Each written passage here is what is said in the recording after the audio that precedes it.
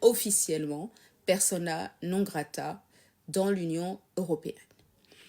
Ce qui veut dire concrètement qu'elle n'a plus le droit ni de séjourner dans les pays de l'Union européenne, ni même de transiter, hein, donc à supposer qu'elle ait un vol qui transite par l'un des pays de l'Union européenne, eh bien, elle n'a plus le droit de se poser sur les territoires de la zone Schengen, au fond, hein, de l'Union européenne. Et à côté de cela, il y a également ses avoirs qui ont été gelés.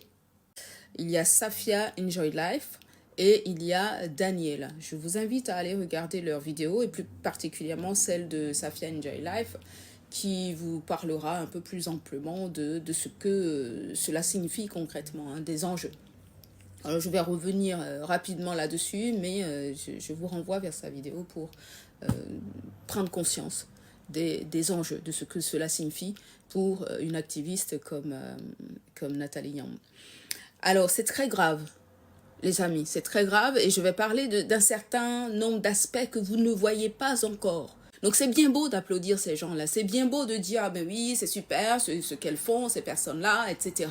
Mais quand il s'agit de passer véritablement à l'acte en les soutenant, en nous levant comme un seul homme pour défendre les vérités que ces personnes sont en train de porter et de dénoncer, là enfin en tout cas en ce qui me concerne je trépigne un petit peu, je trouve que c'est lent, je trouve que c'est mou, je trouve que on ne voit plus personne, hein, en général, ou sinon en tout cas très très peu.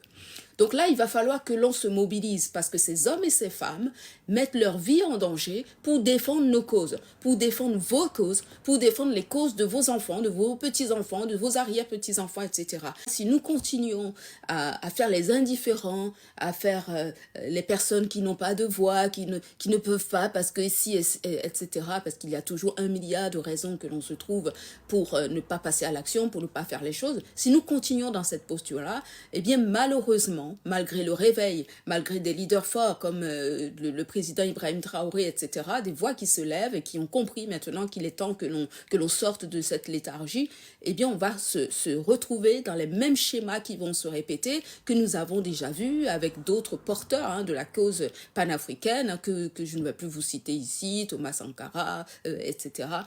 Eh bien, tout cela arrive parce qu'il y a une frange de la société africaine, sinon panafricaine, qui dort ou alors qui collabore avec l'ennemi. On parle tout de même de l'Union européenne, on ne parle pas que d'un pays, on parle de 27 pays.